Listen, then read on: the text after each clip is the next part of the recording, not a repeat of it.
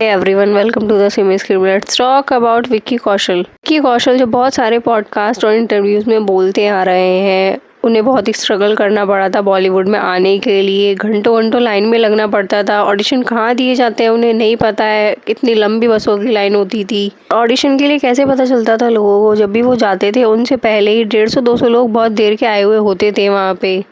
ये सब इनके स्ट्रगल के पीछे का रीज़न है क्या? सच में यही था क्या? विक्की कौशल के फादर श्याम कौशल एक स्टंट डायरेक्टर हैं। ये विक्की बोलते थे उनके फादर ने उनकी कुछ भी हेल्प नहीं की है, कहीं से भी उनके लिए अप्रोच नहीं किया है। वो किसी भी फिल्म डायरेक्टर से बात नहीं करते थे उनके लिए, उन्हें खुद ही करना पड़ता था सब कुछ। उनके फादर ने कुछ भी हेल्प नहीं करी है उनकी बॉलीवुड में आने के लिए। 250+ फिल्म्स श्याम कौशल जो विक्की कौशल के फादर हैं उन्होंने मिलके की है दूसरे डायरेक्टर के साथ, जैसे कि राजकुमार हिरानी, संजय लीला बंसाली और अनुराग कश्यप के साथ।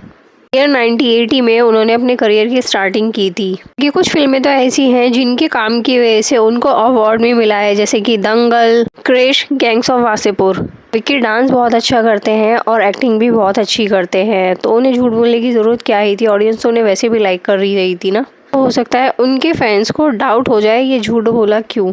क्योंकि देखो, अगर अभी तक उनके फादर एक्नॉलेज नहीं करते ये सच है मतलब कि उनके फादर की वजह से ही उनके बेटे को काम मिला है। मेरे टॉकीज में उनके फादर ने एक इंटरव्यू दिया है, उनके फादर ने खुद बोला है ऐसे उन्होंने एक डायरेक्टर को रिक्वेस्ट की और बोला मेरे बेटे को कोई रोल दे दो या फिर काम दे दो, और उस डायरेक्टर ने हाँ बोल दिया और अगले दिन ही विक्की चले गए थे और वहाँ पर उन्हें असिस्टेंट डायरेक्टर की जॉब भी मिल गई थी। उसके बाद ही वो फिल्में कर पाए। और वो डायरेक्टर कोई और नहीं है, वो वही डायरेक्टर हैं जिन्होंने विक्की को बहुत सारी फिल्में दी हैं, अनुराग कश्यप। विक्की के फादर ने बताया गैंग्स ऑफ वासेपुर की शूटिंग होने वाली थी, तब मैंने अनुराग को कॉल करके बोला मेरा बेटा काम करना चाहता है, उसके लिए कुछ है क्या? तो अनुराग ने बोला हाँ क्यों नहीं, मिल जाएगा, भेज दो उसको। और फिर उसके बाद गैंग्स ऑफ वासेपुर में विक्की ने असिस्टेंट डायरेक्टर की जॉब भी की थी। उसी के बाद विक्की ने फिल्म्स की, जैसे कि 2015 में बॉम्बे वेलवेट, 2016 में रावण राघव 2.0 और 2018 में मरमर्जिया। ये तीनों फिल्म अनुराग कश्यप की ही थी। विक्की का इतना टफ स्ट्रगल देख के मैं क्या बताऊँ, मेरे आंसू नहीं निकले। क्योंकि वो कौन सी बस थी इसमें इतनी ज़्यादा भीड़ थी, विक्की आए थे ऑडिशन देने के लिए, या फिर कौन सी ऑडिशंस की लाइन थी, इसमें 150 से ज़्यादा लोग थे और विक्की को बहुत हार्ड वर्क करना पड़ा था ऑडिशन देने के लिए।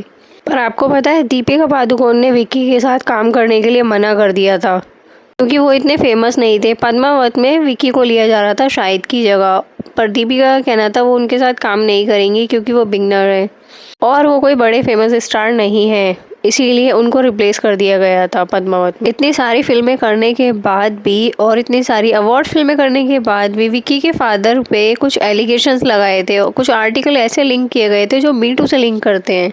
2016 में शूट के दौरान एक इंसिडेंट हुआ था। नमिता प्रकाश जो उनकी असिस्टेंट डायरेक्टर थी, उसने बाद में वो इंसिडेंट हुआ था रिवील किया। ऐसा ही एक इंसिडेंट 2014 में भी हुआ था प्रोडक्शन डिज़ाइनर के साथ।